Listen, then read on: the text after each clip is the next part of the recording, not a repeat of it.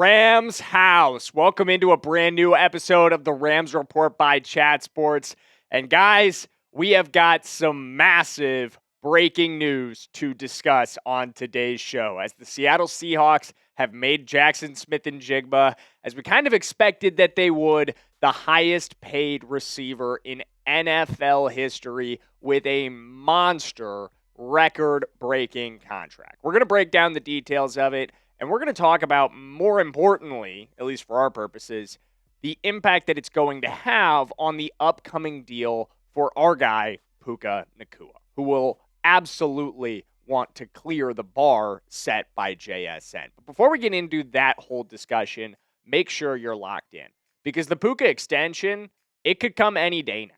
We're going to talk about the exact timeline of when I think it will come later in today's video. But who knows at this point? Who knows when the Rams will get this deal done? Do not miss it. Be ready for this or other Rams breaking news like a Matthew Stafford extension, a restructure of Devontae Adams' deal, the Warren McClendon extension. There are a lot of things coming down the pipe for the Rams in the next month to 2 months. Don't miss a minute of Rams news, of Rams football. Be ready for this season by subscribing to the Rams Report today and locking in. But let's break down the contract. So here's the details. 4 years, $168 million in total, of which $120 million, or almost 70%, is guaranteed, averaging out to a record-breaking $42 million a year. Bang. I know I don't have to say it, but you look at all of this in totality, and the number one takeaway, the price for Puka Nacua just went way up. Absolutely it did. We had in the past been talking about Puka coming in over $40 million. That was all we knew.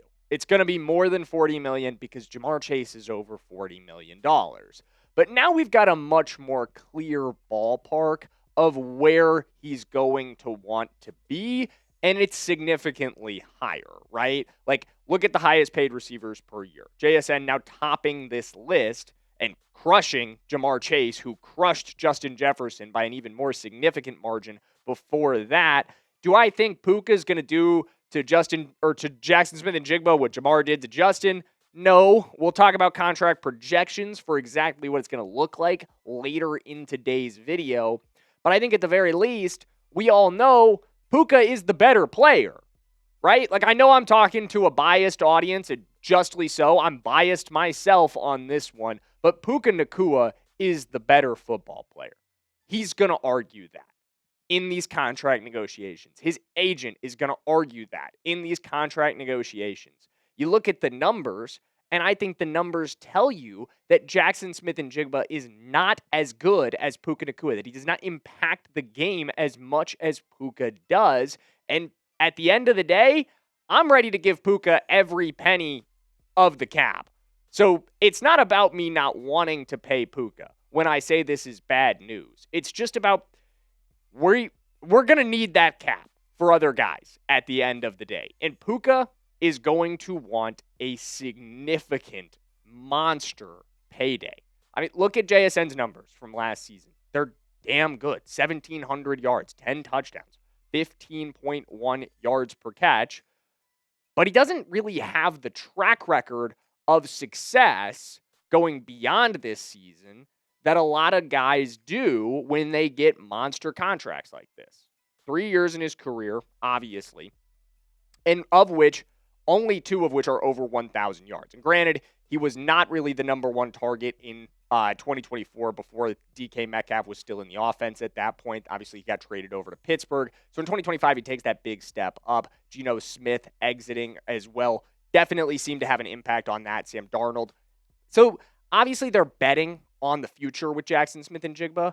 But I think him being able to get this deal with only that amount of production, obviously Puka has a bigger track record of production. It's going to significantly push Puka up. Puka's argument is stronger, in my opinion, if you understand what I'm saying here, when you put it all together, because obviously Puka's coming off of a year with similar numbers. The offensive player of the year discussion was very tight between these two guys. I think Puka should have won it. Obviously, ultimately goes to Jaxon Smith-Njigba. But again, a unbelievable season from Puka in just 16 games. Again, he played one less game than Jaxon Smith-Njigba did. I think that's extremely significant in the discussion here. And then you go back to the last two seasons of Puka, and undeniably, he is more productive over this stretch, especially if you look game to game, than Jaxon Smith-Njigba is. And that's going to have an impact on the contract negotiations. 990 yards in 11 games in 2024. 1,400 yards, breaking a rookie record in his rookie season, and the most receptions of any rookie ever in their rookie season at that time, before it was then broken by Brock Bowers in 2024. He's had an unbelievable statistical career to this point, and one that will make it very easy for him to walk into contract negotiations with Les Snead and with the Rams and say, look, Jaxon Smith-Njigba just got his bag, but you guys know you got to pay me more. You guys know that I've proven it more than he has. You guys know that I'm more valuable to this team than he is to the Seattle Seahawks. And they'll do it. They absolutely will. And they were right to do so. Do not mistake what I'm saying here as any sort of anti-pay Puka Nacua. I know I've kind of said this twice already, but I just want to make it really clear. I'm very pro-paying Puka Nacua, but this deal does push the price tag up. You are going to spend more. But what does the timeline look like for all of this? When is all of this coming together? Are the Rams very urgent to get this done? Surprisingly, it doesn't really seem so.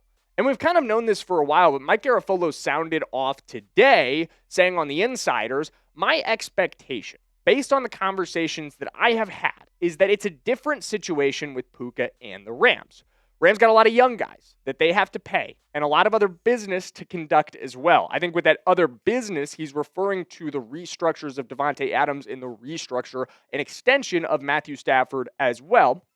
But he continues, so the expectation on my end is that the Puka deal is going to take a while and could be further into the summer before we see something happen there. Again, I believe he's correct on this one. I know it's surprising, but I think the Rams always knew Seattle was probably going to get this done before they were. I don't think they viewed it as the competition that I think maybe they would have been smart to view it as, because it would have saved them a little bit of money. I think they just kind of resigned themselves to like, hey, we got a lot of other things that we got to handle first. We'll lose the money on Puka Nacua and make it back up in other areas, because we've got to figure out our situation with Matthew Stafford. We've got to figure out where Davante Adams stands, and if we can restructure his contract. We've got to get an extension done with Warren McClendon. I think they just ultimately, at the end of the day, decided that those things were bigger priorities and priorities that had to come first than getting an extension done with Puka Nacua. And I do think it's going to cost you at the end of the day. And I said this at the time. At the time I said this, all the way back on March 3rd, when we first heard from Adam Grosbard in the press conference that when Les Snead and Sean McVay spoke virtually, I don't know if you guys remember this, we did a whole video about it in early March. They spoke virtually to the media, gave us a little bit of insight into what might have been being planned over the next couple of weeks, talked about the draft, talked about their extension plans, and hinted a lot towards what was going to happen on March 4th, if you guys remember the Trent McDuffie trade. But this comment, I think, kind of slid under the radar, because obviously everybody hyper-focused on everything that they said about Trent McDuffie, given that the trade happened the next day. But Les Snead said Rams will wait on contract extensions until later in the offseason. In addition to the 2023 draft class candidates, that's our guy Puka right there, along with Kobe Turner, Snead said the Rams would be interested in a long-term partnership with right guard Kevin Dotson. Okay, so we've, again, known for a little while they were going to wait. They were going to sit on their hands a little bit on this one. I know that sounds kind of derogatory. It's not really how I meant it. They were going to wait around and let other teams get deals done. For what reason? I think it's just priority based. They want to get things done with Stafford, although they haven't managed to do that yet. They want to get things done with Davante Adams, although they still haven't managed to do that yet. I just would have liked to see the front office be a little more urgent here. I think it would have saved you money if you've been able to get those things done in a more timely manner and then turn around and get Puka done as well before JSN got his deal done. At the end of the day, That is my one frustration with this situation. That is why I think it's bad news. That's the one thing that the Rams front office probably could have done better this offseason is just be a little more urgent in these situations of like, hey, you know what? We're racing against our divisional rival who's going to try to cost us as much money as they can on this upcoming extension. And now we got to get to the details of this. What's it going to look like for Puka Nacua? So I got two projections for you guys. We're going to start with the conservative, the low-end estimate.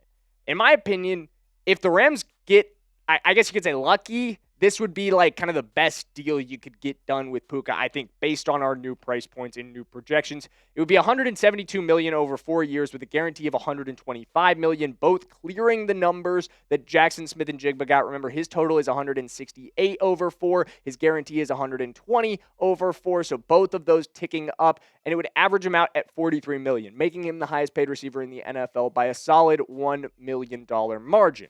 Now, if I'm the Rams, I would actually like to see this term be at 5 years. However, that's probably not what Puka and his camp are going to push for. Somebody actually shouted me out on Twitter when I tweeted about this morning. Make sure you guys are following me over there at jdurham_football. But one thing I responded to them about was, if I'm Puka Nacua and I'm his agent, I want a 4-year deal because of the way the cap is blowing up, because of the way the cap is ballooning over the last couple of years. That would be my preference. You get back to the negotiation table at probably 27, 28 years old, depending on when exactly the Rams push it, whether it's they want to do it in the contract year or the year before. But either way, you're significantly before that 30 mark, where deals start to get a little tricky for NFL teams. Once a guy's 30, you don't really want to give him a ton of money. Puka will be able to get back to the negotiation table for a second contract before he's 30 years old. That's big for him. That's big for his camp. If I'm them, 4 years is what I'm targeting. But if I'm the Rams, locking up Puka for the same reasons for as long as possible is my preference, but it's going to cost you more. So that would be our high-end projection. A 5-year deal worth $220 million total, guaranteeing him $153 million at signing. It's whopping, but again, it's the same percentages from the Jaxon Smith-Njigba deal. That's how we get to this number of $153 million. It's the same 70% guaranteed, and then averaging out at $44 million. So a $2 million jump over Jaxon Smith-Njigba's deal and a $4 million jump over Jamar Chase's deal, making him once again the highest paid receiver in the NFL. And I believe this guarantee mark would be the highest ever guaranteed to a non-quarterback or edge defender at signing. So an enormous contract for Puka Nacua, no matter which way you go on this one. The low end, it's going to be massive. The high end, it's going to be massive. Either way, brace for impact. But if you want to see Puka Nacua extended, I want to see Puka Nacua extended. Subscribe to the Rams Report today. If you want to see this deal get done and get done as fast as humanly possible, I would love to see them not wait until the summer.